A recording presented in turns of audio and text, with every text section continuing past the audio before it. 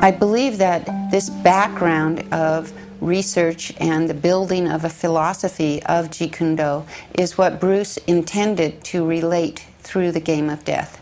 He had an idea of how he wanted to show the martial arts to the viewing public. These various steps in finding your own way in martial arts, the different styles and what styles mean, and more importantly, what they don't mean. That was Bruce's big message, the style of no style. And Game of Death was going to be the platform for these expressions. While we may never know how the film would have turned out had Bruce Lee lived, we do know with unimpeachable certainty the vision that he had for the movie during the time he was filming its finale. According to Lee's 12-page storyline, he would play a retired, undefeated martial arts champion by the name of Hai Tien, who had been approached by members of the Korean underworld to take part in a daring raid on a 5-story pagoda said to contain a valuable treasure on its uppermost level.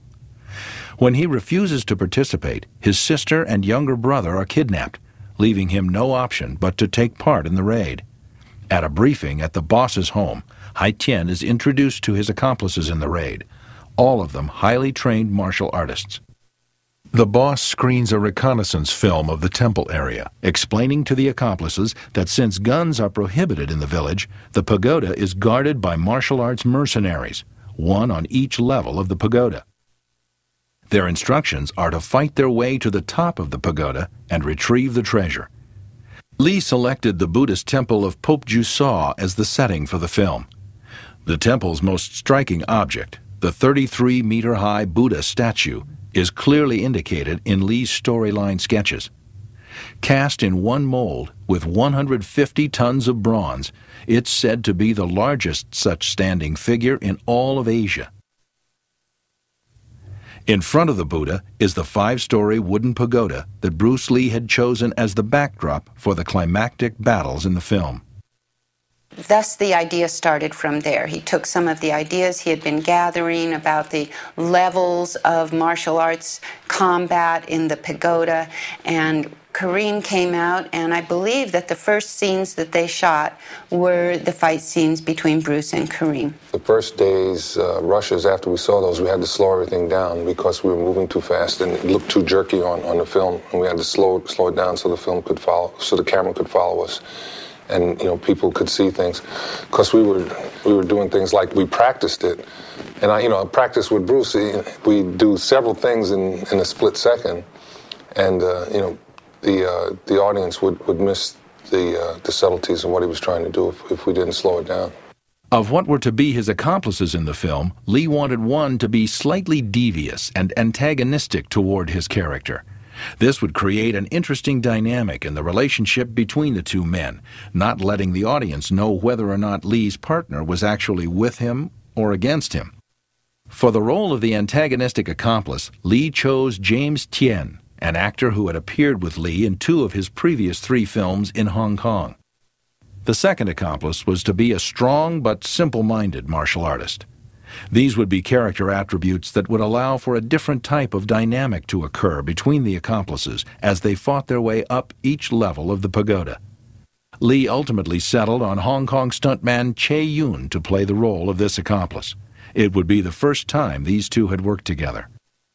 At the time of filming, the rest of Lee's accomplices had not been decided.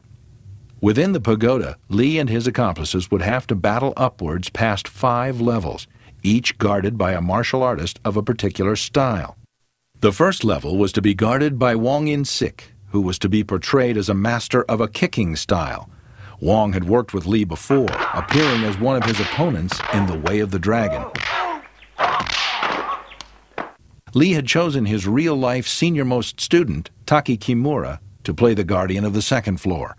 According to Kimura, Lee wanted him to utilize praying mantis gung fu, as well as some elements of Wing Chun, both arts that emphasize infighting, use of hands predominantly, with kicks limited to below the waist. And I think it was in October of 71, 72 in that era, he called me and said that he wanted me to be in the movies, and in that movie, and again, I said, look, Bruce, I said, I got 2 left front feet, you know it and I know it, and there's probably 1,000 people over in Hong Kong that do it better than I can. And I said, just let me sit here and enjoy the fruits of your success. And because I said, you know me, I said, I don't need to be in that. And he said, no, he said, I want you in it. He said, I'm the technical director and the co-producer. He said, don't worry about it. So I reluctantly, for fear that he'd kick my butt if I said no at that point, I said, okay. He'd already sent me an airline ticket. But really, I think at this point in his life, I think he had transcended all the gimmicks that, you know, that are usually in these movies. And I think that he had gotten to that plateau where you could just simply do the simple, you know, normal things and yet create that excitement within that simplicity. Lee selected another of his real-life students, Dan Inosanto, to be guardian of the 3rd floor, as he was not only adept in Lee's art of Jeet Kune Do, but in addition was also an advanced practitioner in the arts of Kenpo Karate and Filipino Eskrima. Lee opted to have Inosanto employ methods from both arts, which he believed would add an exciting visual element to the film and serve to break up the unarmed combat sequences. Inosanto was also a brilliant exponent of the nunchaku, allowing Lee to film the first ever nunchaku battle between 2 opponents.